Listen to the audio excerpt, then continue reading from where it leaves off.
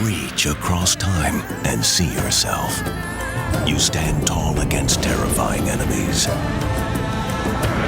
You build masterpieces and break down barriers. You rush into the future and meet your past. For every time, at every moment, the official network of every millennium. The History Channel, where the past comes alive. It was the most feared secret society in Africa, the Mau Mau. They called themselves freedom fighters, but to their British rulers and to most of the world, they were terrorists. In the campaign to win independence for Kenya, the Mau Mau murdered police and massacred an entire town. Our program looks at terrorism in the middle of the 20th century, when colonialism was in retreat. In the Middle East and Africa, armed gangs were determined to gain independence by any means necessary. Following World War II, nationalists in the Middle East and Africa resorted to terrorism to end colonial rule. We had to be free. We couldn't be slaves anymore. And we wanted to get our soil back, our farms. We didn't want settlers in this country. We wanted these people to quit. If you are faced with a colonial regime which denies the people its freedom, which deprives the people of human rights of any kind, you cannot organize a mass movement against it because it will be smashed. You cannot conduct a war, you have no army. The only weapon you have is terrorism.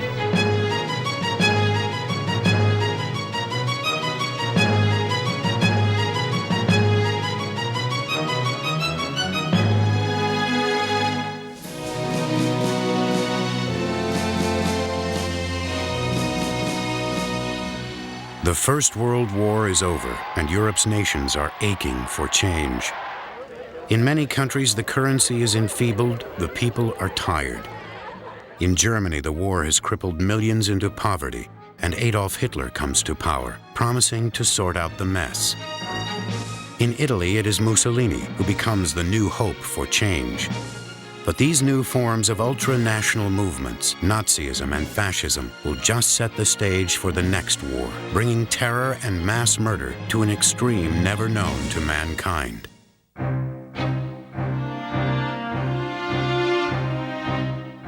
In the Middle East, the First World War's knots are also about to be untangled. Having replaced the Ottomans, Britain rules as a colonial power over the lives of Arabs and Jews in Palestine. Its authority will soon be challenged.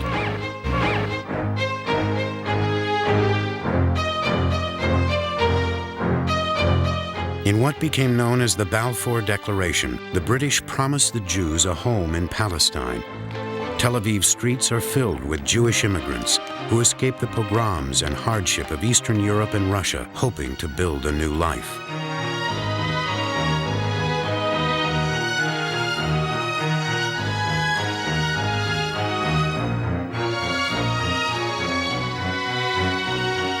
But reality soon shatters the dream. Palestine's Arab majority is furious at the promise of a Jewish homeland, considering Palestine Arab land. Britain tries to appease the Arabs, and in a secret white paper restricts Jewish immigration to Palestine. This infuriates the Jews. Like the British, we also have something to die for. The land. This is something more valuable than life, and something we will die for. Britain sends more troops to Palestine to restore order. The Jews know they cannot defeat the British by military means. They must resort to a different type of struggle, urban terrorism. We knew that this was the only way to build a state. If we hadn't fought the British, there would have been no state. To fight the British, the Jews form an underground terrorist organization called the Irgun. Their goal was to strike at symbols of British rule. The Irgun to which I belonged conducted selective terror. They never killed women or children if they could help it. They just killed the soldiers and the officers and the officials of the occupying power, the colonial power. But even then, by accident or not accident, civilians were killed. I stayed in the Irgun for about 4 years. I left the Irgun, which at the time was quite an unusual thing to do. We had an anthem, which one of whose lines said, "We shall be released from the ranks only by death." And we believed in this.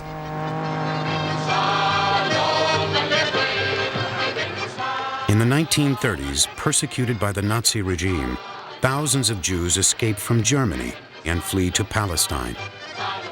Successive waves of refugees doubled the Jewish population, threatening the Arab majority. Violence soon breaks out. When we came to 1936, the atmosphere was ready for a sort of a decision, for a sort of a rebellion. It was fear that as long as these things go on, then there is a danger that Palestine one day would go into somebody else from its own owners. It is a full-scale rebellion by Arabs, a bloodbath, as Arabs attack Jews. Jewish communities are protected by a defensive home guard, the Haganah. But the underground Irgun escalates the violence and launches a campaign of terrorism against the Arabs. The Irgun recruits volunteers, eager to join the struggle despite the danger. To live in an underground organization like that is an experience which somebody who has not been in it cannot quite understand. It fills your life completely. It gives purpose to your whole life. Every minute in your life, waking or sleeping, you are a member. You live in constant danger.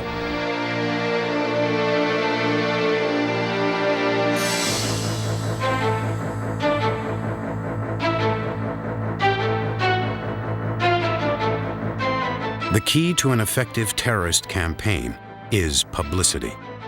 The Irgun realizes this and makes sure its actions receive widespread exposure. Leaflets publicize the Jewish cause, and warnings before blowing up buildings spread fear, another important element of terrorism.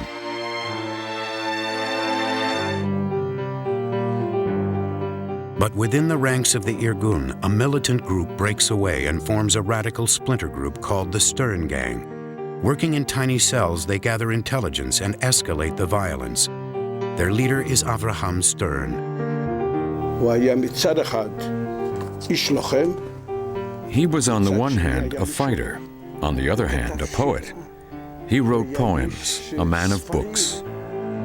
In the 1930s, Stern is a student at the University of Florence when Italy is in turmoil. Mussolini's fascists roam the streets, inflicting terror and fear. Their tactics and organizational skills impress Stern. He believes in violence to achieve political goals and writes poems glorifying martyrdom. Stern had become convinced that in order to succeed, a national movement must produce its own martyrs. The British would not live unless forced to do so by a very determined movement which would be ready to form and to produce martyrs. Since Stern was a great idealist, he saw himself as the archetype of martyrs.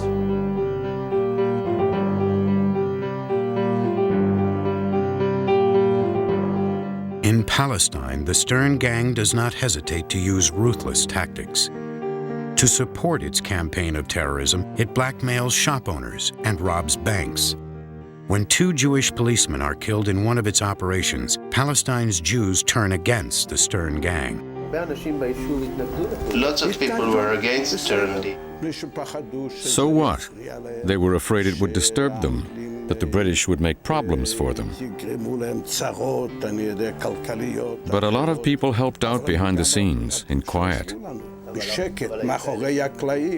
But many called you terrorists. So what? Do you think we were offended?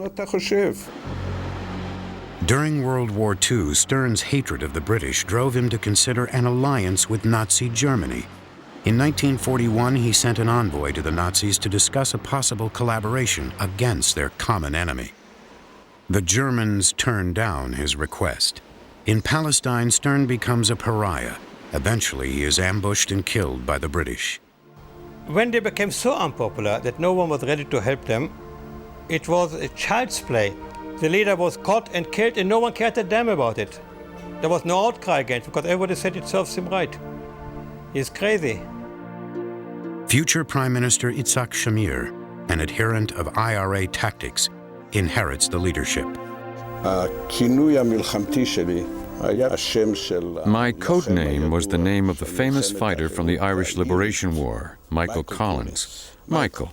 Michael is Mikhail in Hebrew.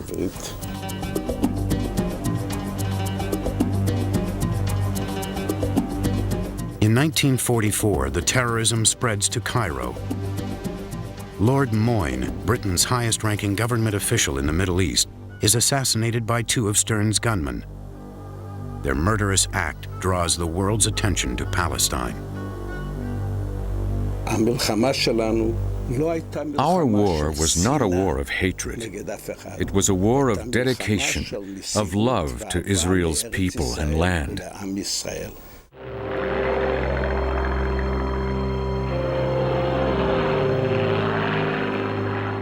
In 1945, the Second World War is over. Jewish Holocaust survivors now look toward Palestine as their last refuge. But Britain restricts immigration, turning many ships away.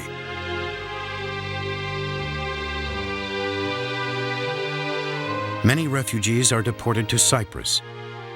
In the wake of the horror of the concentration camps, once again Jews find themselves behind barbed wire. This callous policy inflames the fervor of the Jewish underground, and the Irgun intensifies the fight to expel the British once and for all. A 30-year-old Polish immigrant, Menachem Begin, becomes the Irgun's new leader and strategist. He is the same man who, as Prime Minister of Israel in 1979, will make peace with Egypt.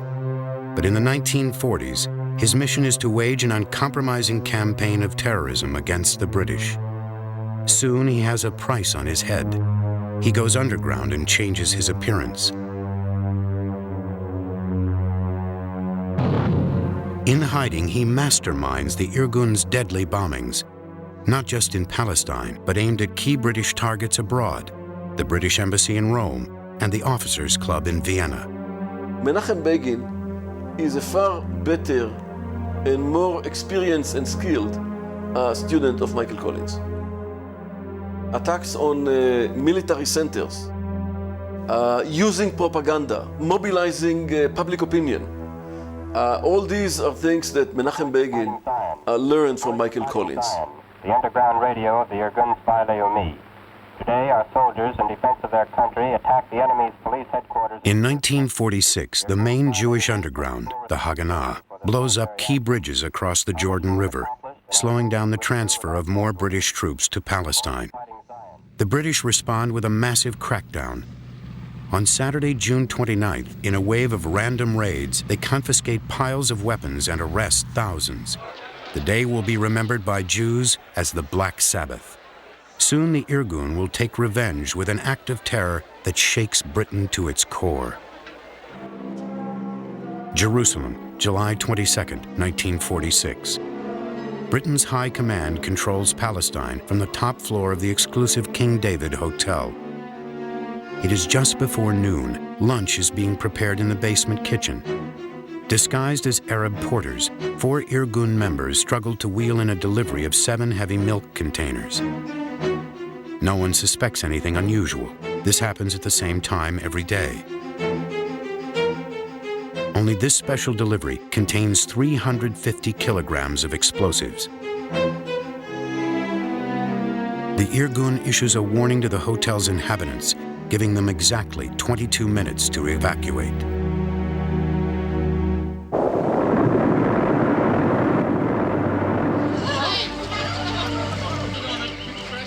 In just a few seconds, a wing of the King David comes crashing down.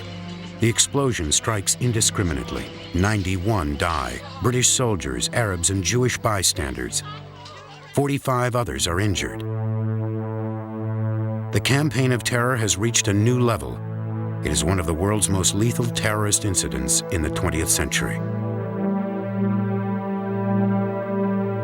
The struggle in Palestine became a worldwide phenomenon with great attention drawn to it. Many terrorists in the future will go back to Menachem Begin, will read the Revolt, will read the memoirs, will read the press. So in this respect, they are a link in a large chain of terrorism for national liberation, which will develop after many years after they've gone. Soviet Union. In desperation, Britain turns to the United Nations for a solution to the problem. The British realize the futility and the cost of trying to govern Palestine. The resolution. In November 1947, the UN General Assembly votes to partition Palestine into 2 independent states, one Arab and one Jewish. The Jews accept it, the Arabs do not. The plan is thus doomed to failure. But the State of Israel is born.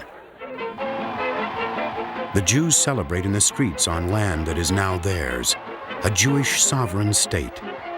Britain renounces its mandate and abandons the country, leaving behind a raging conflict between Arabs and Jews.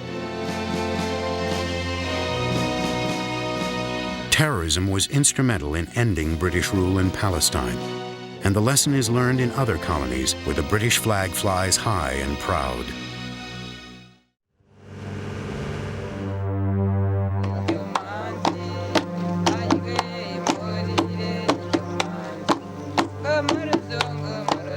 In the 1950s, the drive for independence spreads to the British colony of Kenya.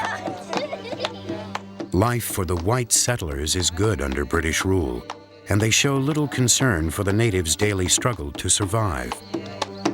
The Africans live in segregated, shabby slums. The Kikuyu, the dominant African tribe in Kenya, want the British out, and their call is spreading. You're looking at a country in the early 1950s of about 40,000 whites, some 2,750 very large white farms, and an African population of about 5 million. We were living in abject poverty. I realized that we were kind of under slave labor. At that time, I didn't know any other behavior, and I didn't know any other way. The white settlers had no intention of leaving Kenya. Colonial rule made it easy for them to exploit the natives, paying them meager wages to work on their huge plantations. But not far from the gaze of their bosses, a ruthless movement is growing from the grassroots. It would be known as the Mau Mau. Angry and desperate young Mau Mau terrorists arm themselves with long machetes called pangas. Their first targets are collaborators, fellow Kikuyus who work for and are loyal to the British. Their tactics are brutal: dismemberment and mutilation. Their intent is to spread fear among the white settlers, to spread fear with the panga. You realize that we wanted freedom. And then there are some of us who are collaborating with the white people. And they go and give them information about what we are doing. So we had to fight. It was a fight. So it didn't discriminate against anybody who was a traitor, anybody who was a policeman who is fighting us or killing us. It was either you or me. The Mau Mau movement was not a highly organized movement. It was not pyramidal in structure at all. Did not have a coherent chain of command from the top going down to the bottom. There were many, many leaders, and many of those leaders were rivals within the movement itself.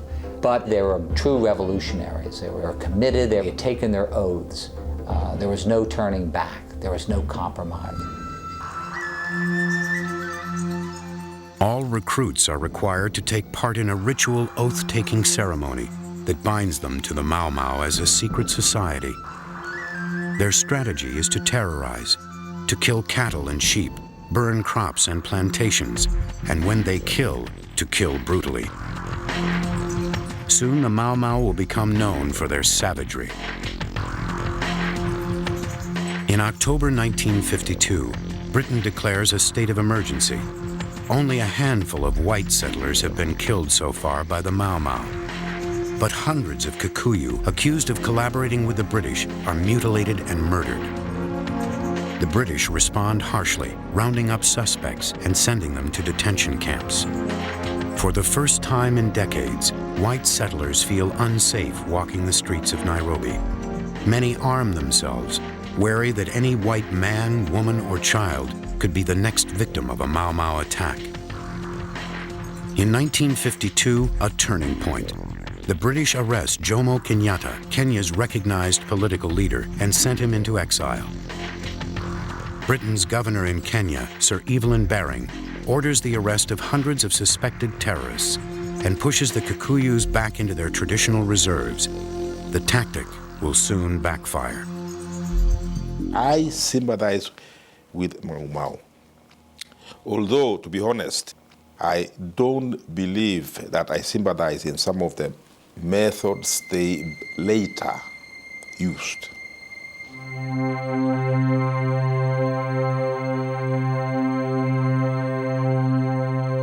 January 24th, 1953.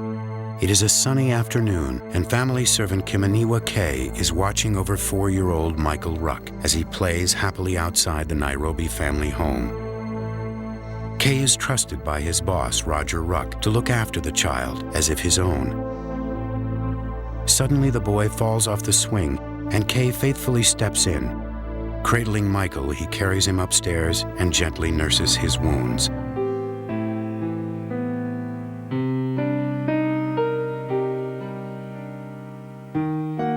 Later that evening, Kay helps the Rucks settle into their evening routine, light dinner, chat, and some soothing music. But Kay is waiting to give a different signal.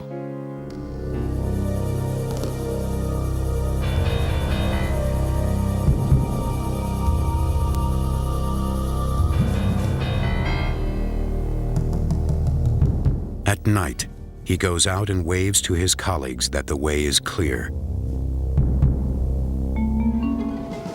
Roger, his wife Esma, and little Michael are unsuspecting as Kay opens the gate and leaves clear the path to little Michael's cot.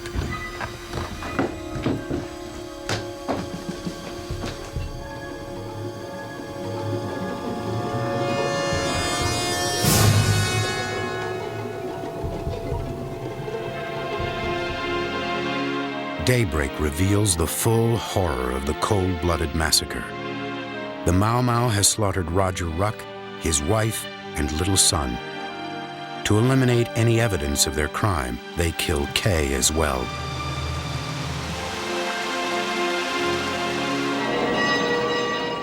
The massacre sends a chilling warning to the British.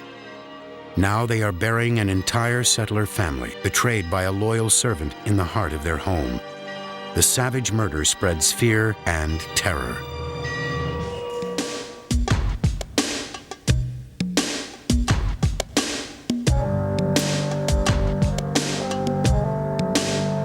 The British respond with a massive crackdown.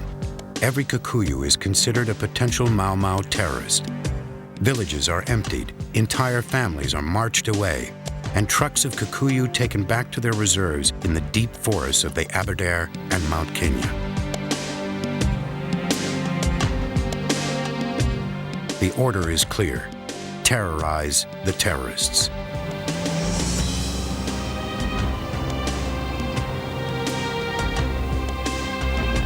The British wanted to teach the Africans a lesson. They wanted the counterinsurgency to be so violent that Africans in other British colonies, like southern Rhodesia, would be less inclined to stage a similar insurrection. They wanted it to be brutal and graphic. They wanted to spread terror among the African population to try to discourage other Africans from joining in this insurrection. the security forces put the local people under some very, very stringent conditions. Some of them were even almost shot aside. There were many difficult times, but the one I take very ill, is most difficult was when I was a detainee in Lamu Island, when I was raped by a white police officer. I was raped. Despite the horrors and brutality on both sides, British newsreels put a positive spin on their reports from Kenya. Now Kenya, another of the many trouble spots in the world today. Members of the parliamentary delegation investigating the Mau Mau problem flew over a prison camp for Kikuyus. Most of these people have been arrested for comparatively minor crimes in connection with Mau Mau activities. It's hoped they can be convinced of the error of their ways by a process of rehabilitation. These loyal Kikuyu have even formed their own band, which parades in great style and makes music too. March 27th, 1953. The sun rises to reveal the gutted village of Lari. Hours earlier, 1,000 Mau Mau terrorists went on a rampage, hunting collaborators. Huts were locked with steel wire, then set ablaze, women and children still asleep inside. They slaughtered men, women, and children with pangas, leaving bodies cut in half.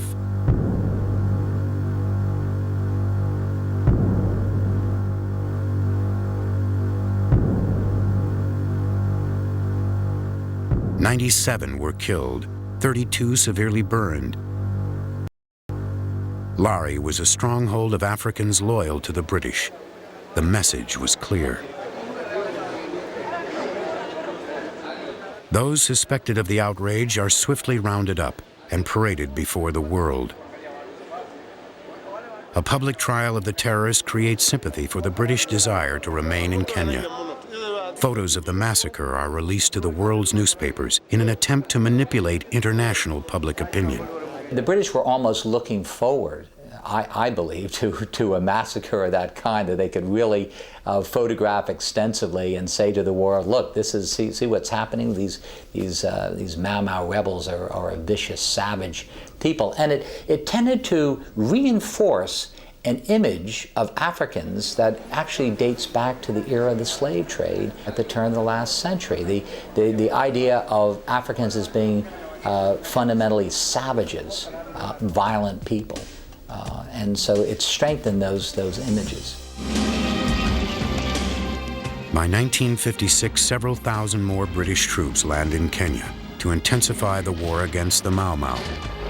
Attack planes hammer away at terrorist strongholds in the Kenyan forests. Guerrilla leaders flee to the mountains as a last resort, but still come under attack. The Mau Mau is on the run, desperate and starved. The British can taste victory. The search for Dedan Kimathi ended at Nyeri police station after the Mau Mau leader had been captured. He was trying to escape into the forest, which has known his reign of terror ever since the emergency began 4 years ago.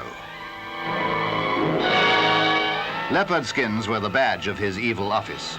His capture is a powerful blow at the weakening morale of those few gangsters still trying to evade the security net which is inevitably closing round them. Kimathi is executed in 1957 and becomes a martyr.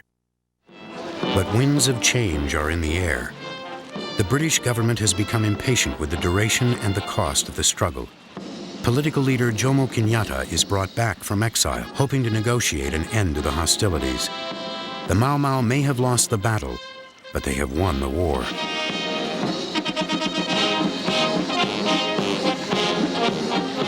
Independence is granted in 1963. Jomo Kenyatta becomes Kenya's first president. Surprisingly, only 32 white settlers were killed during the years of terrorism.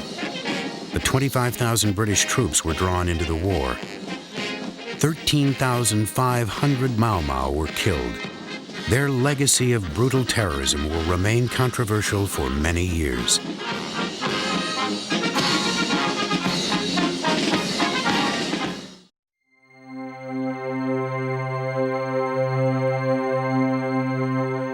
In North Africa, Algeria has been a French colony since 1834. Its settlers, a privileged elite, consider it a part of France. In 1954, Algerian Arabs begin their bloody revolt against French rule.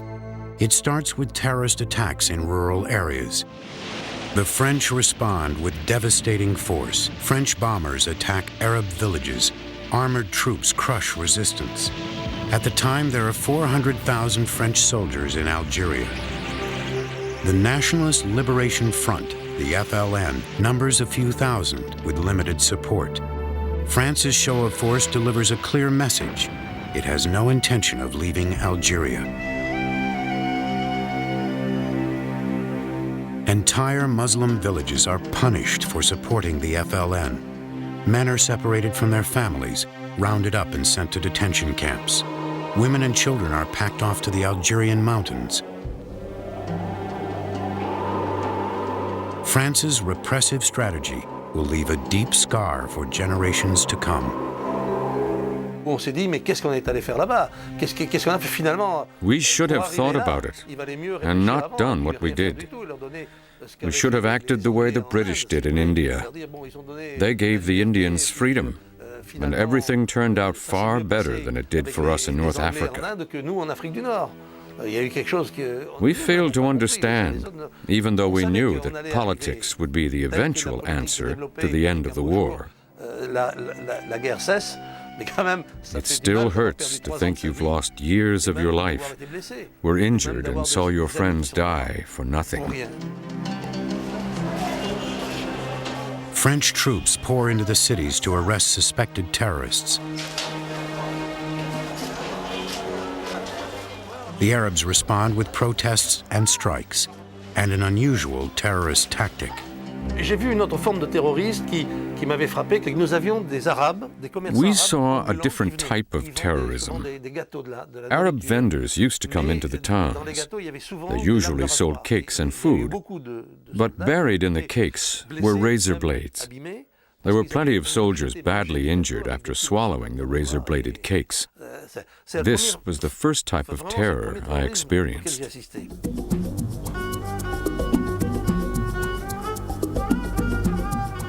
The Kasbah of Algiers, nearly 100,000 Muslims packed into an area of less than 2 square miles. It is from deep within this slum that the FLN leaders will recruit and build terrorist cells.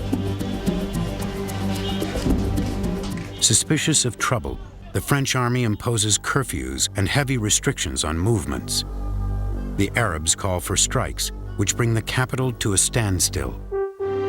To defeat the FLN, the French turn to one of their toughest and most decorated officers, General Jacques Messou. This was a mission for the military, and this mission was carried out successfully. The violence, the colonized system of violence, could only be answered by violence. The violence had to be the only point of reciprocity between the colonial and the colonized was violence, and that had to be the answer. You're not going to beat the French militarily, and they don't. It's impossible. You have 400,000 troops there. So the point is to destabilize the nation, to make it not just non-profitable, but unpleasant for the French to be there any longer.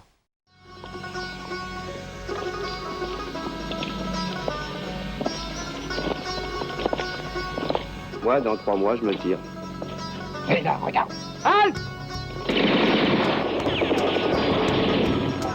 These are scenes from a film called The Battle of Algiers. Made after independence, it accurately recreates the FLN's terrorist campaign, masterminded by Youssef Sadi, who plays himself. I was the chief commander, the political and military chief of the autonomy zone of Algiers.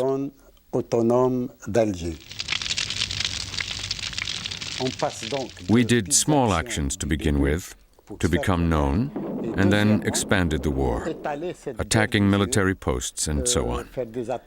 Actually, it's like it happens now, here. Youssef Sadi and his urban cadres unleash a reign of unprecedented bombings and terror. The FLN targeted popular bars and bistros and crowded city streets. In 1 month alone, French soldiers cleared debris from 120 explosions that rock the Algerian capital. The French response is brutal. Torture of both terrorists and suspected terrorists becomes routine. The French reaction to the FLN's actions were so enormous and so indiscriminate that if 1 or 2 Europeans were murdered, thousands of people would be tortured or terrorized or murdered indiscriminately. And out of those thousands, 1 might be a member of the FLN.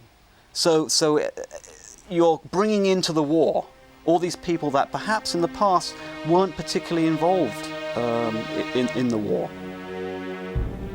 The political leader of the FLN, Ahmed Ben Bella, directs the terrorist campaign from his headquarters in Cairo. In Algeria, he is number 1 on the French most wanted list. But in October 1956, Ben Bella makes a crucial error of judgment. Along with other FLN leaders, he boards a Moroccan aircraft in Cairo on a secret funding mission to Morocco. French intelligence is aware of the flight. Flying over Algerian airspace, the aircraft is intercepted and ordered to land in Algeria. Ben Bella is arrested and sent to Paris, where he will spend the next 7 years in prison. With the French near victory in the Battle of Algiers, sympathetic allies Morocco, Tunisia, and Egypt provide the rebels with arms. The French are able to confiscate just a trickle of what gets through, but it's not just guns that are smuggled into Algeria. Foreign revolutionary volunteers have infiltrated and are now taking part in the terrorism. The French uproot more than 1 million Muslims from their homes, deporting them to resettlement camps. The irony is that these resettlement camps become hotbeds for FLN activity. Here you have people up from the land for Africa come willing to table must say no.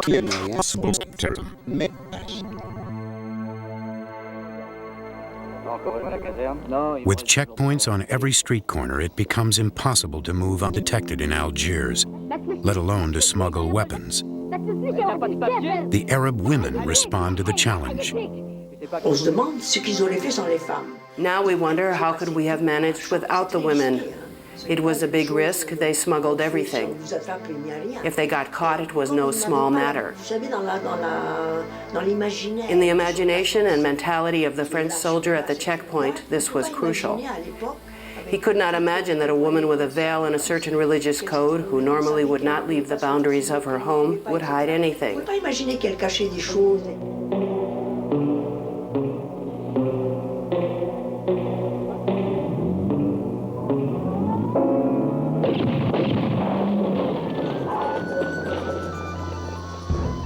French reprisals are no less ruthless. Women are arrested, tortured, even executed. But this does not deter the notorious Sadi's girls, as they come to be called. Youssef Sadi devises the strategy of using young female operatives. He correctly guesses that women would arouse far less suspicion than men, but they are no less effective and no less ruthless. They target civilians, families, even women and children, at a seaside resort, a downtown cafeteria, and the Air France passenger terminal.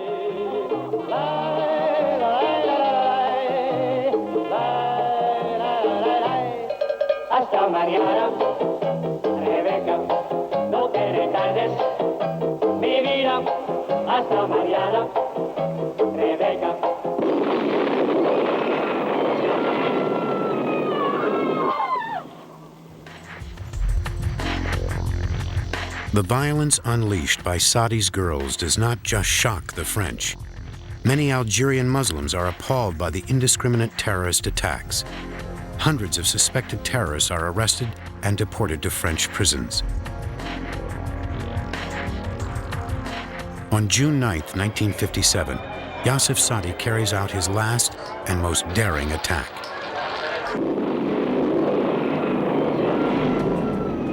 As French Algerians dance the night away in an exclusive nightclub, a bomb explodes under the band's stage, killing 10 and injuring 80. 3 months later, Youssef Sadi is captured. He is tried and sentenced to death. His sentence would later be commuted.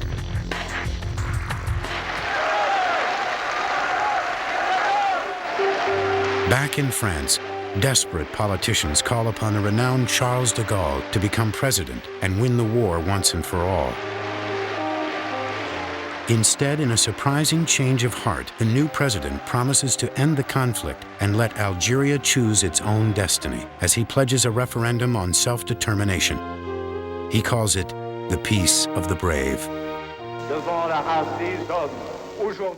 Before the human race today are only two roads: the war or brotherhood in Algeria. In Algeria, like everywhere else, France has chosen brotherhood. But in Algeria, de Gaulle's declaration enrages hardline army officers, who see it as a betrayal. The dismissal of General Jacques Massou for opposing de Gaulle's policy triggers a major crisis. Thousands of French Algerians demonstrate to support Massou. Rioters clash with police in a bloody melee. Algerians are watching as Frenchmen are taking up arms against Frenchmen. Right-wing colonials and extremists in the military form their own terrorist group, the OAS, or Secret Army Organization. Once again, bombs explode on Algeria's streets as the OAS carries out a ruthless terrorist campaign against the FLN and the French government. It now rivals the FLN in sheer brutality, and hundreds of Muslims are killed. The OAS tries to drive a wedge between Arabs and Europeans, but in reality, it turns Algeria into a living nightmare. When the OAS arrived, everyone was in danger. Everyone. Frenchman George Atwell was one of many who got caught between the two rival terror groups. It was in 1961. Anarchy hit Algiers, and city life crashed to a halt. Random raids and kidnapping mean hundreds will never be seen again. Fear of the other side soars to ghastly dimensions. The FLN come up with a slogan for the French: the suitcase or the coffin. Either you take your suitcase and disappear, or you're dead in a coffin. That was what the FLN used to say to the French. In 1961, terrorists strike in Paris. On April the 27th, 5 bombs explode in French railway stations and at Orly International Airport. The war, once 1,000 miles away, has come home to France. The French finally have had enough. In March 1962, a ceasefire is negotiated. FLN leader Ahmed Ben Bella is released from prison. He would become the first president of an independent Algeria. De Gaulle's referendum is held on July the 4th, 1962. The Algerian people speak with one voice. They vote for independence.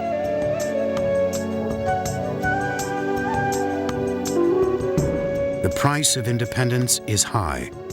17,500 French soldiers killed. The Muslim toll is even higher.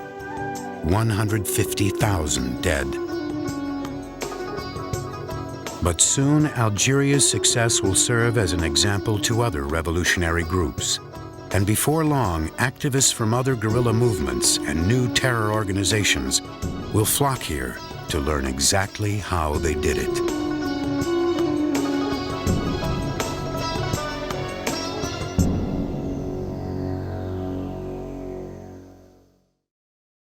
The Mau Mau and their tactics were also controversial among most black Americans. The NAACP and other civil rights organizations condemned the secret society and its violence. But Malcolm X called for an American version of the Mau Mau to take up arms in the United States. In 1972, a gang calling itself the Mau Mau terrorized Chicago, shooting and killing random white victims. The gang disintegrated when its leaders were arrested and jailed for life.